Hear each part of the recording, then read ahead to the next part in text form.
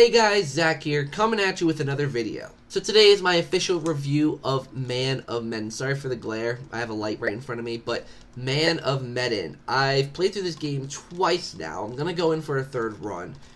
Because I wanted to do a multiple run before I reviewed it because of the fact that it's a branching stories thing and there's tons of gameplay that I didn't get to play the first time around, so I got to play a second time, going in for a third time, and I've definitely got quite a bit to say about this game. So, did I like it? Did I not like it? I mean, obviously I liked it because I played it twice, but hey, you never know. There could be a little problem about the game that I have, so make sure to stay tuned. Make sure to like, comment, and subscribe down below, guys, and let's get into Man of Medan. ZakPak, he's always there for you. ZakPak, only on YouTube. ZakPak, what will he do next? ZakPak, let's find out, 'cause it's on with the show. So for those of you who do not know, Man of Medan is made by the same people who made Until Dawn, and Until Dawn is within my top 10 favorite games of all time. I'm serious when I say that. That game is so good. And this game is a spiritual successor to that. That is the first in a line of games that's going to be this kind of thing where it's like you choose your own path and, you know, you save who you can save and whoever you can't save dies, that kind of thing.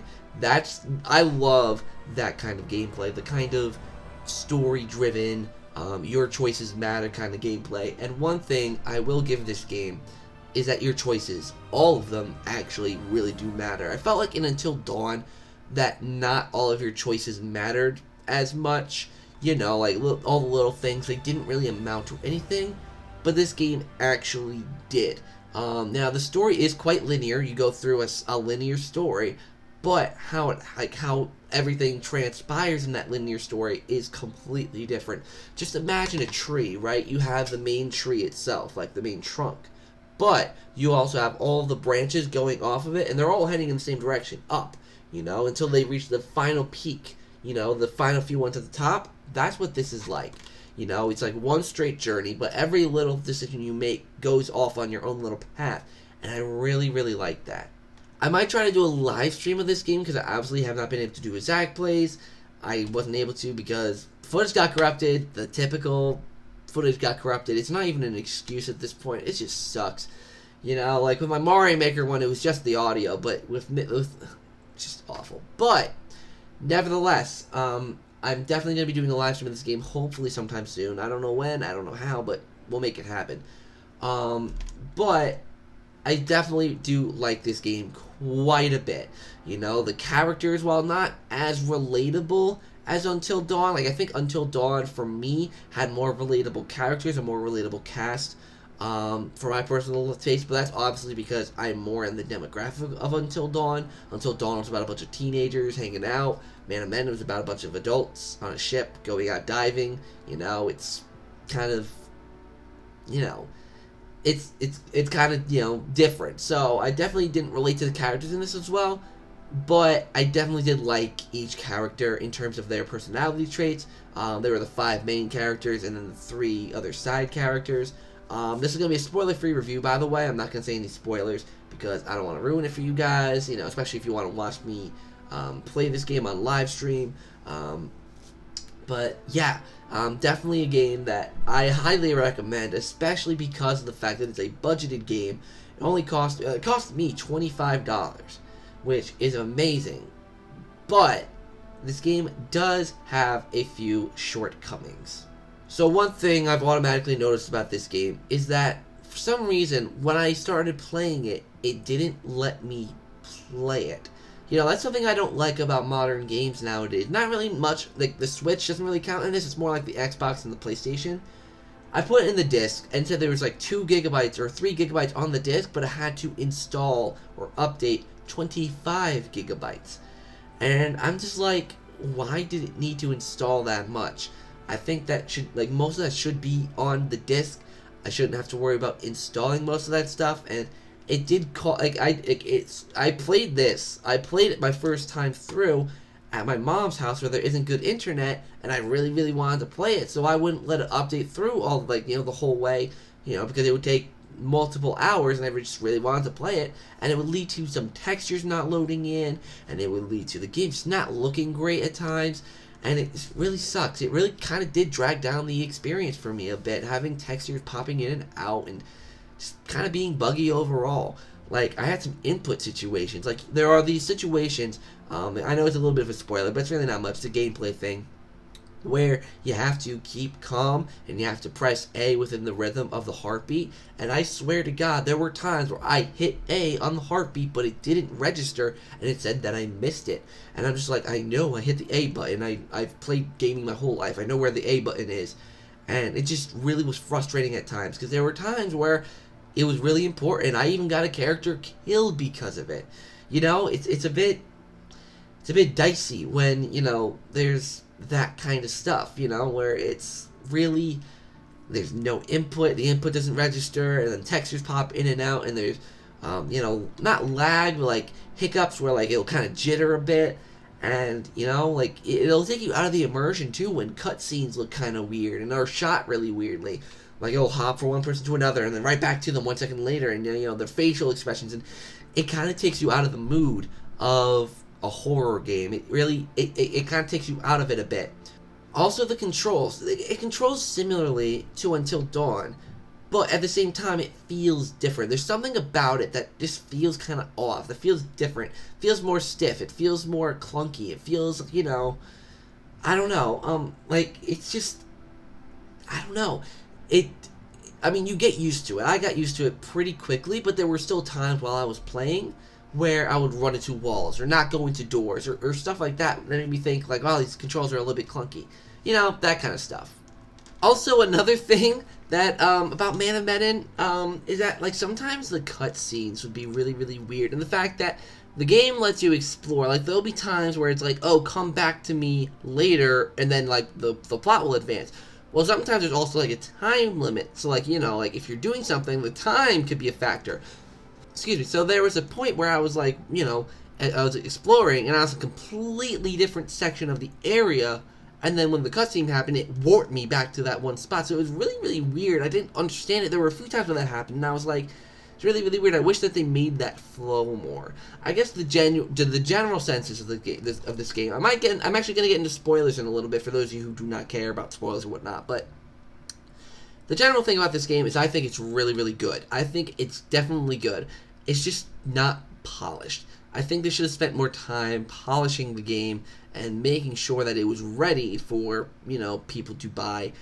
Day one, have all the little bugs fixed, the little tweaking things, the input delay, or input lag, or input not registering at all, that kind of stuff. They definitely should have had that ironed out before we, the consumers, got it.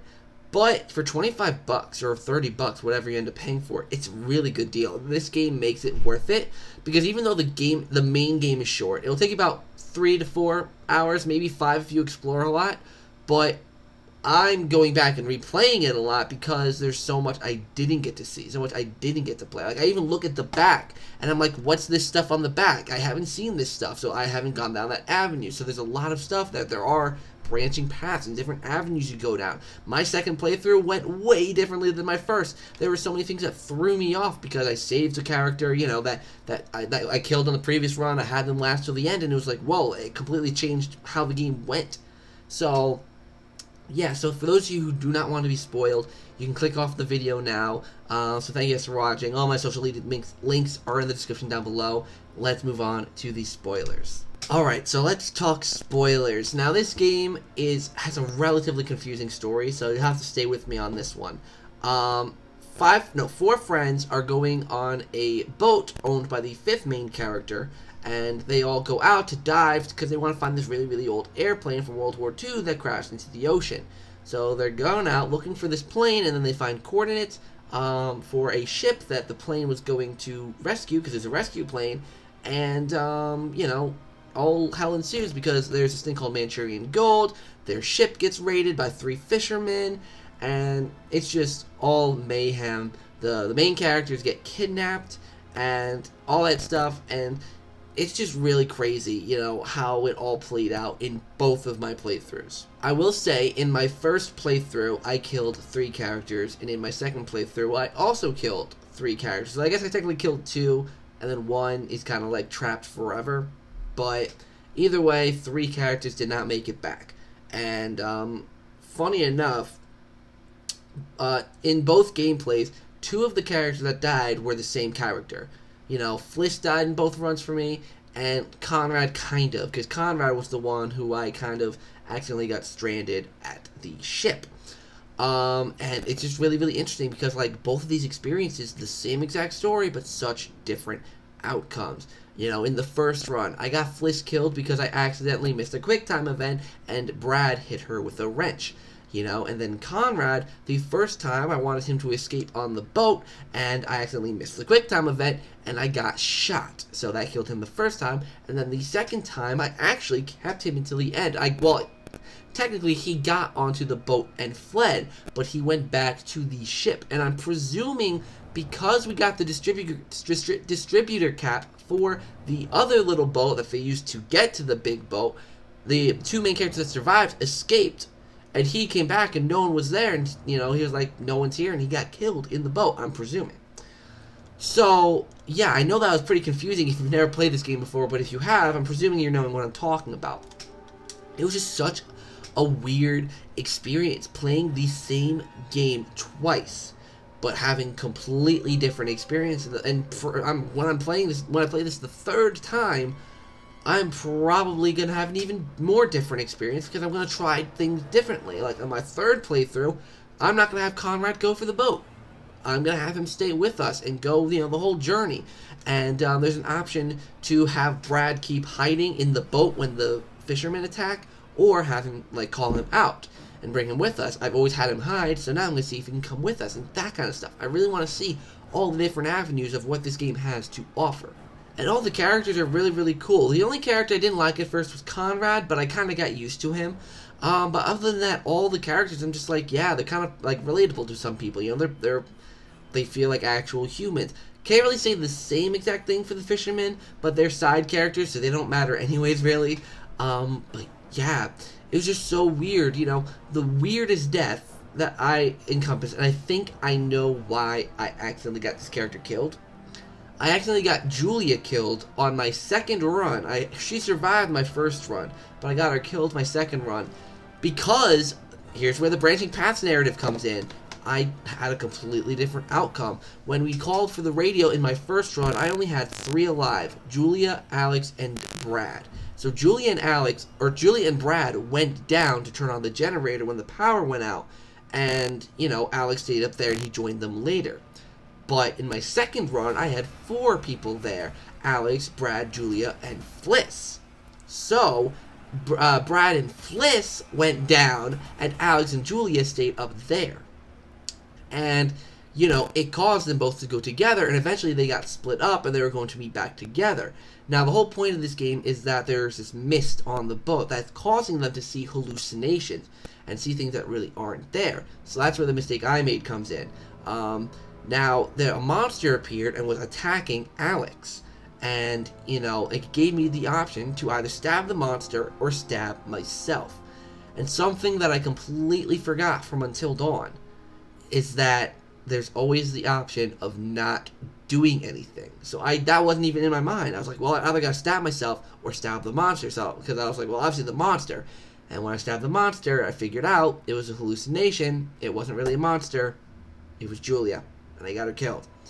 So, yeah. So, I know that was very, very spoiler heavy, and I apologize. I mean, this is the spoiler section of the review, so I guess you should have expected it. But, yeah, so I'm definitely going to be playing this game again, and hopefully I can live stream it.